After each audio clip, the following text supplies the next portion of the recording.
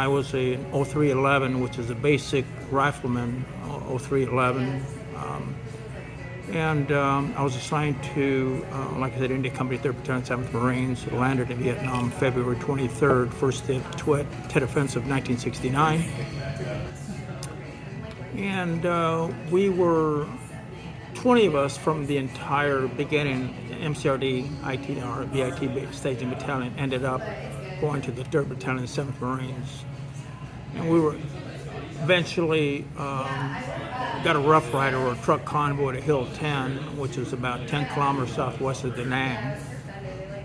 When we got there, it was a typical razzing, here's fucking new guys, right?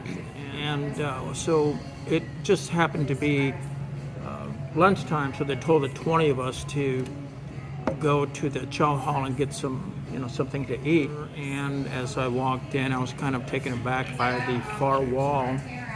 It's painted in red, and there was a bunch of Peanuts characters all strewn through the walls there. But on the back, they had all the Marines that had been killed in action.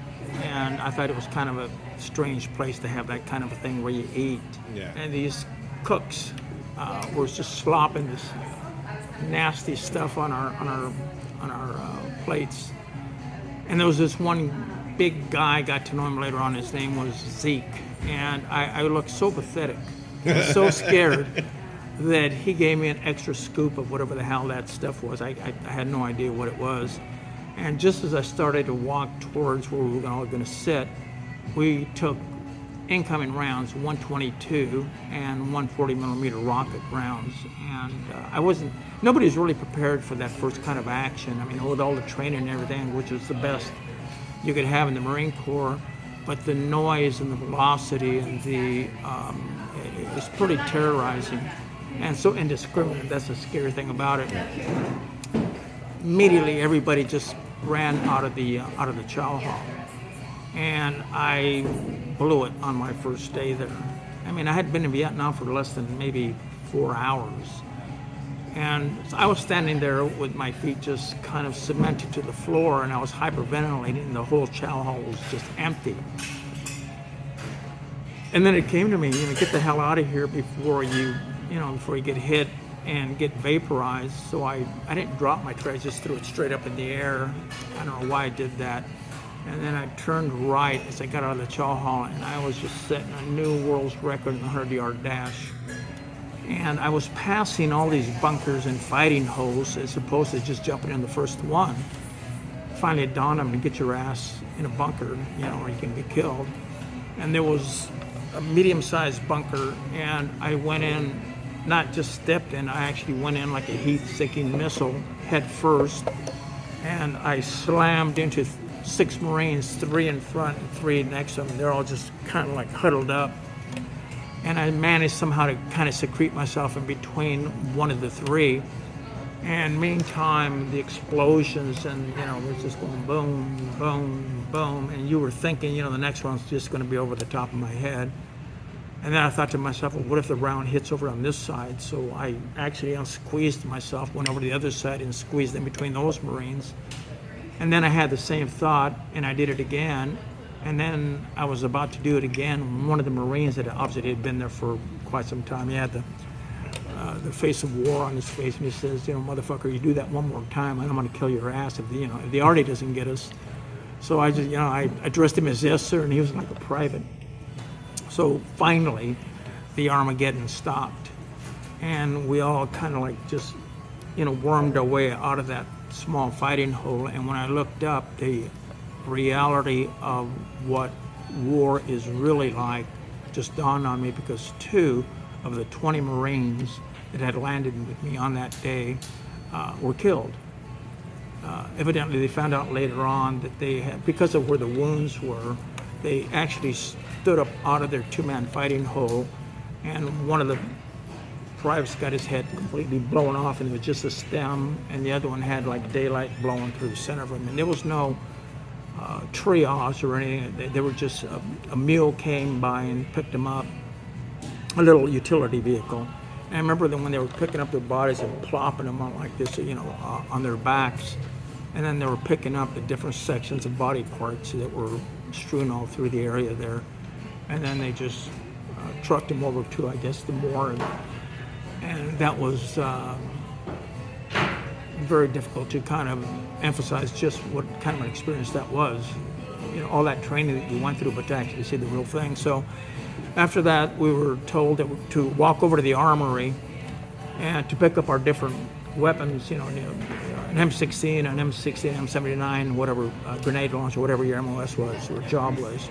Mine was, it was going to be an M16, and they issued us all of one magazine, one. And that's all they had. They didn't have any 782 gear, which is helmets and flak jackets and web belts and all that sort of stuff that you wear. And I remember this corporal that was working supply there says, we'll fix you right up. And then here comes this utility vehicle, a mule, with a stack of whatever the hell was on it. And when it finally got close to us, he kicked it over, and what it was 782 gears, helmets and flak jackets of Marines that had just been killed and wounded. And we looked at this heap, and he says, just go over there and grab whatever you need and just walk over to the faucet, everything, clean it out. And we're all stunned, 18 of us then. Yeah. And then we kind of like collected ourselves and ran towards it and fought over the ones that had the least bit of hair, blood, and tissue on it. And then we cleaned it up. So we wore that gear for 3 days before we were issued used standard undamaged gear. So that was my first day in Vietnam, which kind of brought everything into perspective of what in fact it was going to be like. I didn't have to wait a day or two or a week or a month. Yeah.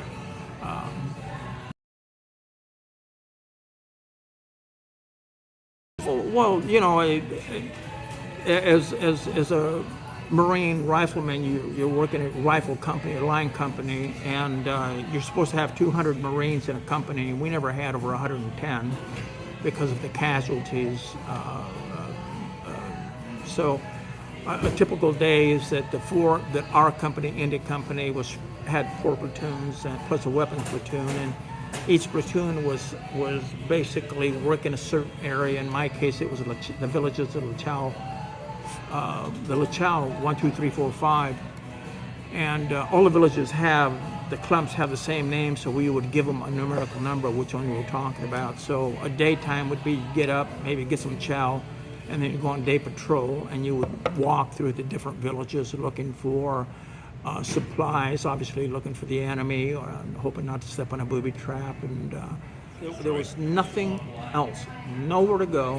Where we were, it was completely desolate. There was nothing but rice paddies in villages, no paved roads, no Chuck E. Cheese, no Whiskey A Go-Go. It was just truly like 2,000 years ago. It was just absolutely amazing. We lived in what they call strong back tents, and they housed, I think it was something like maybe 20 guys or 16 guys, 6 bunks or 7 or 8 bunks on each side. And when we didn't go out at night, that was our living quarters. Okay, and sometimes just spend the night in the jungle? Well, if you go on mini ops, mini ops depending on what area, AO or area operation we're going to work. A lot of times it was, along the villages and rice paddies of known areas through intelligence where the 141st, the 31st, or the 382nd MVA, battalions are working, including the VC. Yeah. And predicated on that information, that's the areas that we worked on. Then when you went on operations, in particular, the one we went on that I recall is Operation Oklahoma Hills, that went from March the 30th to May the 29th. And we started on the 30th. We left the hill at 2000 hours, 8 o'clock. And our entire battalion just went southbound, past Mike Tower and Hill 41. And then by daylight, we went to the foothills of the Jungle Mountains. And it was an experience that, that particular operation was 61 days. And your standard, after operations, you have different periods where they'll actually move an entire company or battalion back to a base camp for refitting and rehabilitation. Yeah. And you get, because you're wearing the same clothes, not a lot of showering, not a brushing teeth, and you eat out of ration, little cans that actually, some of them just go back as far as the Korean War. You slept on the dirt. There were over 37 different poisonous snakes there. There were tigers there. And you were being fed on 24/7. Well over 100 degrees a day. And after the 61 days, did you get like any kind of like go to a secure base or anything? No, you just go back to work. Yeah. The only time you got any kind of a break is that if you got violently sick or you were hit and you were medevaced, or you went on your 1 week R&R, and other than that, it was just. How often did you get a 1 week R&R? Well, you were standard issue was two R&Rs. In 1 year. In 1 year, yeah. And the Marine Corps tour was 13 months, which was the longest of any service. The Army, I believe, it was 12 months. And then the Navy and the Air Force, I forget really what theirs was. Where did you get to go in your week? Sorry? Where'd you go in your week? I didn't, because I was medevaced. Ah. And you're going to have to read my second book to find out details on that. So I actually thought when I was in Vietnam, I was quite older than most of the Marines there. I was 23 years old. I enlisted at 22, but by the time I got to Vietnam, I was 23. And my first month in country, I was promoted to fire team leader, and which is really pretty unusual because the three guys in my fire team had all been there much longer than I had been. One had been there for 6 months, one hadn't been there for 9 months. So it was just that I just thought that it was my calling, and I when I say I enjoyed what I enjoyed was a camaraderie, a special sort of camaraderie, the tradition of the Marine Corps, and I was going to make basically that's. As opposed to being a Los Angeles police officer, which I had planned since the second grade, I actually thought that this was going to be my calling, but it wasn't.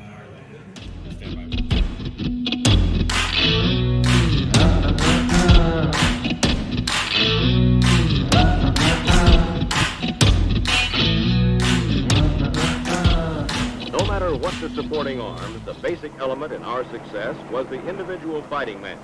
With his calm confidence, his understanding of our mission in Vietnam, and his ability to adapt to the fast-moving circumstances of combat. Staff Sergeant Ken Sanders caught this on his tape recorder as acting platoon leader Staff Sergeant Jimmy Little briefed him on a company-sized patrol mission led by Captain Robert Larson. Here's Sergeant Little. To start with, we moved down in column, platoon in column, down across the river to Highway 9. Once we reach Highway 9, we will make a left, go down 9 about 700 meters to a trail that cuts up in a canopy where the 3rd Platoon had made contact yesterday. From there, we will use this trail, working out the trail on around, hoping to come back up on the top of the ridge line at about 1,500 meters from here. From here, we'll conduct a sweep through the area where the heaviest contact was made yesterday to clear out any possible VC that are in there and to search for bodies and weapons. From there, we'll work on down the ridge line, reach Highway 9 to our right, and then come back into the base camp. We have begun movement down the trail. We encountered the Viet Cong on a few minutes ago. There is a good possibility that the North Vietnamese communists have set an ambush for us. We'll find out if there's an ambush in that area, perhaps very soon.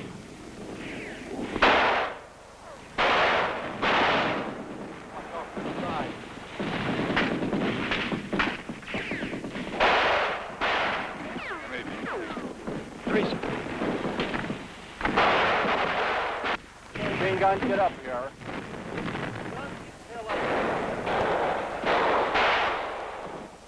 this is 2, over. This is 2,